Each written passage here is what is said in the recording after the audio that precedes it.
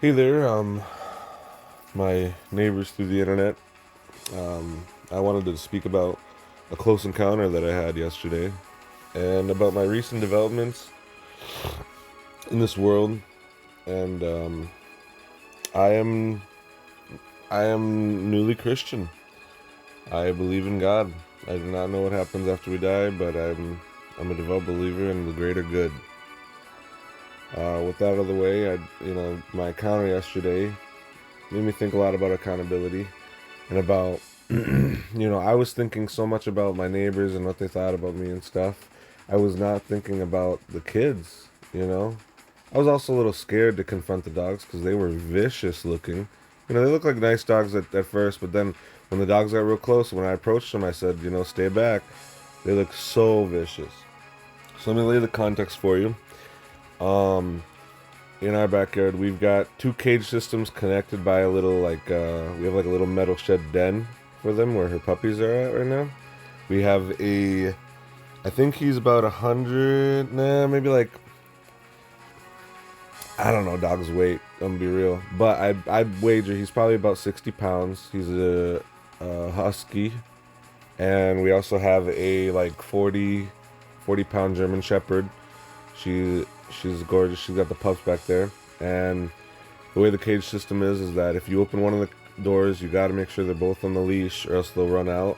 And they have gotten out. Allegedly, earlier yesterday, before I was even here, the German Shepherd got out with the latch even on, and we don't have a top on the dog cage, so I don't know if she climbed out or jumped out. I don't know how. But there's a little neighbor boy. He's up on the street, and I see that our dogs are barking and stuff, and they're clearly barking at this boy. And I was like, well, they're on the leash, and the boy is just curious. I'll make sure, I'm watching. But the neighbors, that boy's parents' dogs, two dogs, one of them had like the mouth of a Great Dane, and, it wasn't quite as big. And he was very calm. He only approached to see what was going on, but he approached real close. And the second that I approached him, he got really vicious. He didn't jump at me, but he was determined to do whatever I think he thought necessary to protect that little boy. And this other one came a lot sooner than that first one. He came over, doing the same thing, I think. Kind of a little bit looking for a fight. Maybe they could smell the pups, and there's probably chemicals with that or whatnot. And the first time this happened, it was whatever. The dad came over. Neighbor, if you're listening to this, love you, but you sure took your sweet fucking time. They were there for probably like 3 minutes, barking, starting problems with our dogs. And sorry, I want to really get the details right. And he got him. He brought him back to his yard, and then that was that, And then the little boy came over again, and this was like 20 minutes after, not even 10 minutes after. Little boy came over again. He was like 40 feet from our backyard, 50 feet. He's allowed to be there. It's not like it's against the law or anything. But his dogs came over and followed him, making sure that he was all right. There's clearly dogs on our property. Like I said, the Alaskan husky, or I don't even know if that's what you call him, but the husky, he's not very friendly. He's bit my mom's boyfriend in the hand before. I don't think drawing blood or nothing, but I seen him lunge at my grandfather the other day. My grandfather's the most loving guy ever, great with dogs, but this dog just wanted his blood. I don't know why he doesn't attack me or nothing, but when I'm, in his chain range, he doesn't look at me that way. He doesn't give me threatening vibes. I understand his potential. And if push come to shove, I determined yesterday that I'm not going to choose a dog over a human's life. If a dog, my dog, your dog, whatever dog, if it's attacking a kid, my kid, your kid, neighbor's kid, I feel like I have a social obligation to stop the violence. And the best and quickest way and most effective way would to be kill the person or the creature committing the violence. And yeah, I let my social construct of creating, having a good relationship with the neighbor, interfere with my duty of protecting these kids. That's quite literally what happened. And well, the second time these dogs come around, I pull, I get in the middle, and I see that our German Shepherd, she runs real hard, pulls against her chain right next to my little sister. And my sister, she kind of was surprised. She's like, "What the heck?" She said something. I can't remember what she exactly said, but then those dogs, they march up, and this time they don't only march up, they come around back too.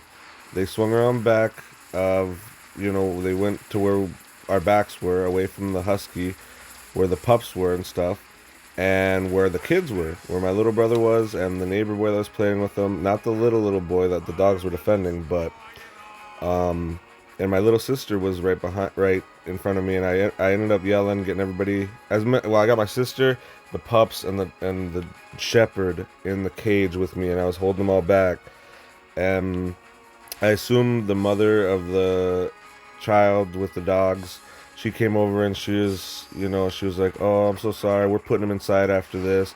And I was a little disgruntled. I was like, "God damn it, like, what the fuck?" But I was like, "No, it's okay, it happens. Our dogs get out all the time. I understand, But and more than anything, I was saying, "God damn it," because it was a very stressful situation, and who the fuck wants to be the guy to put down a dog, huh? And it's not like it's my fault that your dogs wandered over here. Just like it's not your fault if my dogs wander over and bite your kid. If you gotta kill my dog, like, I don't blame you. And I would hope you wouldn't blame me for killing your dog. If the circumstances are appropriate. And and then when I got everybody in the cage, my sister started crying, and I was like, "It's okay," I was comment. That's literally all I was saying the whole time to my German Shepherd, because my German Shepherd was going nuts with her pups behind her. I was like, "It's okay, it's okay, it's okay." And my sister's just crying. She's like, "One of the dogs bit me," and I was like, "No fucking way, which one?" And that's when the neighbor lady, she's like, "Oh, I'm so sorry, like, was it our dogs or your dog?"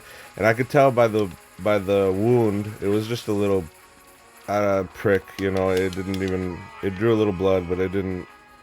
If it was the neighbor's dog, I feel like they would have done a lot more damage. They were looking very vicious and ready to do damage.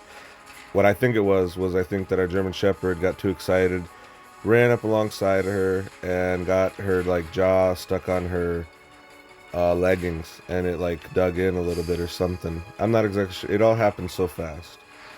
And that's kind of why, I'm taking my time trying to explain everything in the video, because I'd like to remember it properly too, And the lady was nice enough. She said, "If you guys need anything, if I can get, I'm a nurse, if I can do anything, please just have her come by. I'll help her out." And I was like, yeah, but I think it's honestly our dogs that bit her, so I don't think it's a big problem. But it just got me thinking about accountability, about, you are definitely responsible for those dogs. If those dogs would have been my little sister, I wouldn't have let it go so easily, I would have been pretty pissed if it was their dog. Not gonna lie, just because of biases and favoritism and whatnot, or whatever the fuck, I don't know. My human instincts were telling me that I need to get mad over something like that. And I mean, accountability is something that Americans are lacking so severely, especially with their kids. And in my opinion, your kids and your dogs are almost the same. And this bitch, I'm sorry, I don't mean to say this bitch, but it's quite clearly that, your animals don't behave because you don't teach them. Your kids don't behave because you don't teach them, And it's hard. Dogs don't speak English, but neither do freaking babies. And we all have our trauma and our history and something bad that's happened to us or whatnot. But we choose what we do tomorrow. Once you're 18, you choose what the hell you are gonna do tomorrow. And whether you're a piece of shit or whether you're an adult who makes money and does those things responsibly, that is entirely That is entirely up to you. And you know, infantilization is a big thing in our country right now. There are so many people. I just heard Caleb Hammer talk about how there was a group of 3 to 5 boys who were arrested because they entrapped a man who was 21, and he was thinking he was going to meet up with an 18-year-old girl to go on a date, and they jumped him because it was like a catch a predator moment. But he was 21 dating an 18-year-old, and they're like, that's messed up. But I think it's because in their head, 18 isn't an adult anymore. My little cousin, if you hear this, I love you, cousin. But my little cousin, she goes out, she drinks, she smokes, she has sex, she does all these adult things, and then she comes home to whatever guardian she's appointed to at that point, and she asks them permission if she can go stay over at Tia's house or Grandma's house or whatever house. And it's like, girl, how you gonna act like a grown-ass woman when it comes to smoking weed, when it comes to saving money, when it comes to skipping school, when it comes to drinking alcohol, when it comes to meeting boys, but then you still ask so-and-so for permission to do things? That's ass backwards. And hey, if you want to say that I'm not one that can point fingers, fair enough. I'm a man-child myself. I'm a big piece of shit, but that's not what it's about. It's about me. It's about you. It's about you inside your brain. It's about the person that can talk to you that's inside your brain. Nobody else can do that for you but you. You have to have a long conversation with yourself because your parents never did it for you. They loved you too much, or they sabotaged you too much, whatever it is. They couldn't lay down the law. They couldn't set structure in your life. They couldn't give you the ability to sacrifice your time now for your wealth in the future. Instead, you want to sacrifice your youth for fun, quote unquote fun. Getting drunk and not remembering the night is fun. And I'll admit, I get drunk sometimes too. I'm not saying alcohol is bad. I am saying alcohol is bad, but I'm not saying I can't see the allure of alcohol. There you go. And we need to do better. If you're a parent, I need you to do better. Okay? If you are a role model, I need you to do better. If you're a public figure, I need you to do better. Okay? I demand excellence from myself, and I disappoint myself every single day. And people of that caliber, if I was a parent, oh my God, I'd be so disappointed in myself right now, because I would do nothing but teach inappropriate values, and I would be setting my kid up for a quote-unquote happy life, happy youth, whatever. They'd be definitely struggling financially from my education, and I wouldn't be teaching them the ability to survive this world. I've determined that I would much rather teach my kids how to thrive in this world rather than how to be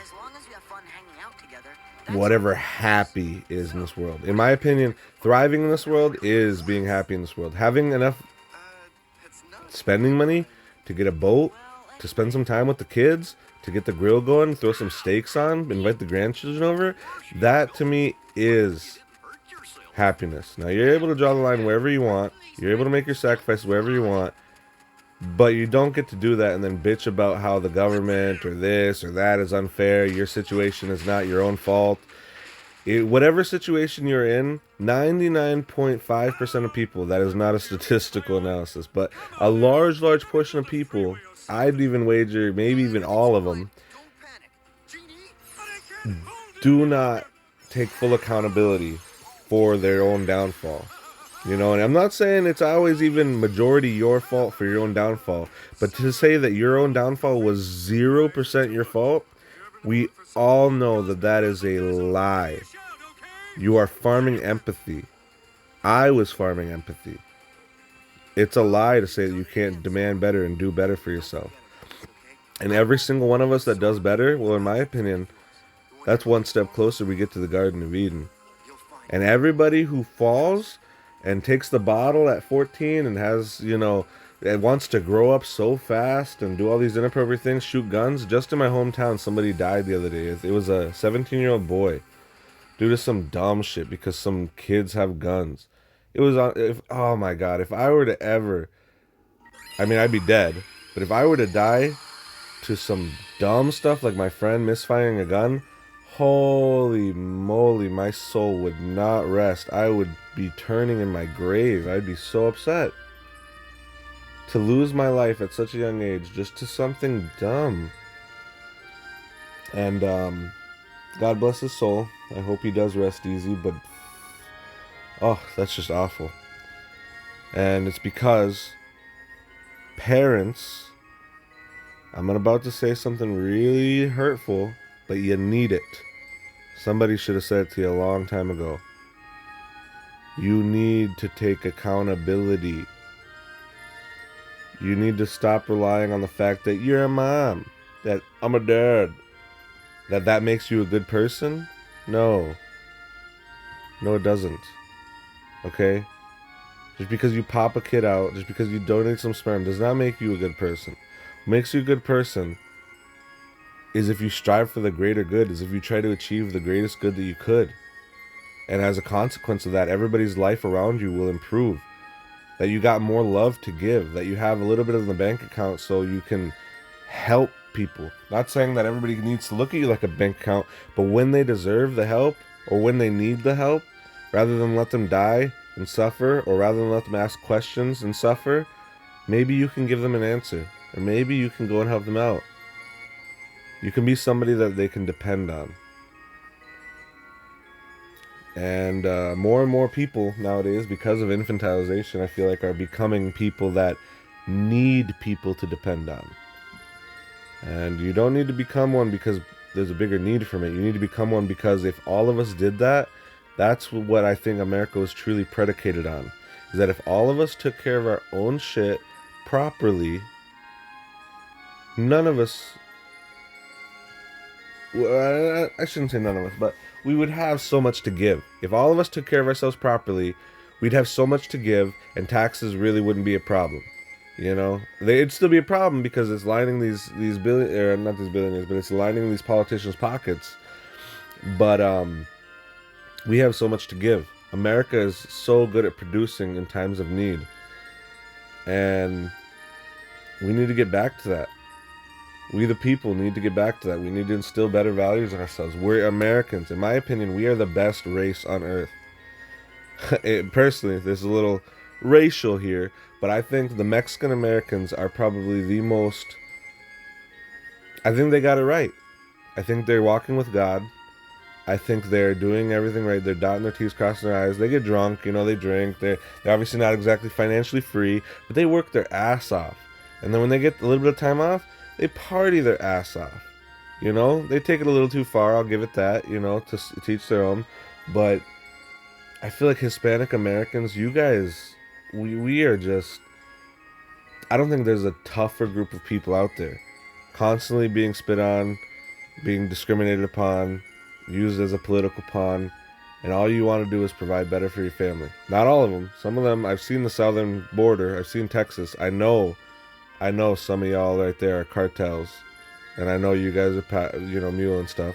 And in my opinion, I'm hoping that the U.S. government will get rid of all terrorist groups, including cartels. But to each their own. To each their own. We all got to do better. We all got to do better. Let's take a page out of the roofers of America and fucking show up on time. Get the job done properly because it needs to get done properly. And then when we're done, we get paid accordingly, and we love accordingly.